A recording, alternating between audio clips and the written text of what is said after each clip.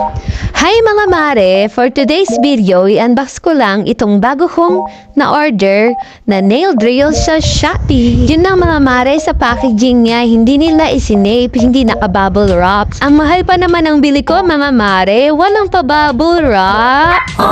Meron nga palang tatlong color itong nail drill machine.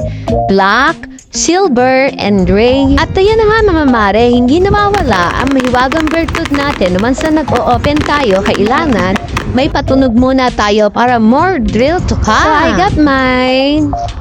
Mga mare, gray nga pala yung napili kong color. Okay na to, i-open natin. Yes!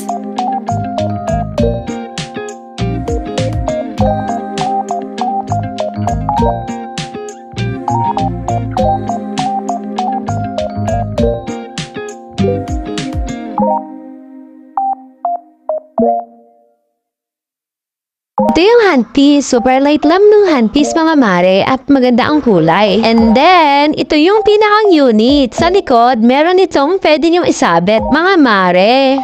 Meron din itong lagayan ng handpiece. Ayan, dyan nyo ilalagay. O diba, ang ganda?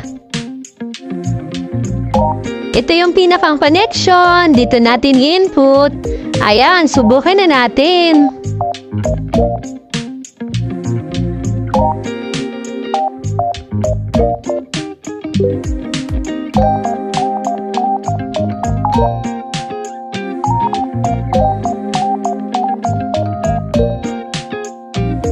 Iikot niya naman siya kapag gusto nyo i-adjust yung speed hanggang 35,000 RPM. Adjustable rin yung rotation, direction niya, and actually, more than 12 hours niya siya pwede magamit. Kapag gusto niya na mas mabilis, i-adjust niya lang pa kanan, mag-add na yan. And then, kapag gusto niya naman ng mabagal, i-adjust niya lang pa kaliwa.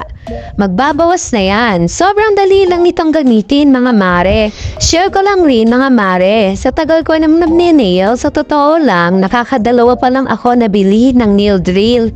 Yung una ko, nabili mga mare, hindi kasi rechargeable. Direct siya sa saksakan sa kuryente.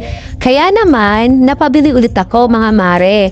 Nagustuhan ko ito dahil pwede ko ito bitbitin kahit saan. At dahil nga charge lang ito, hindi na ako nawa-worry kapag biglang nawala ng power.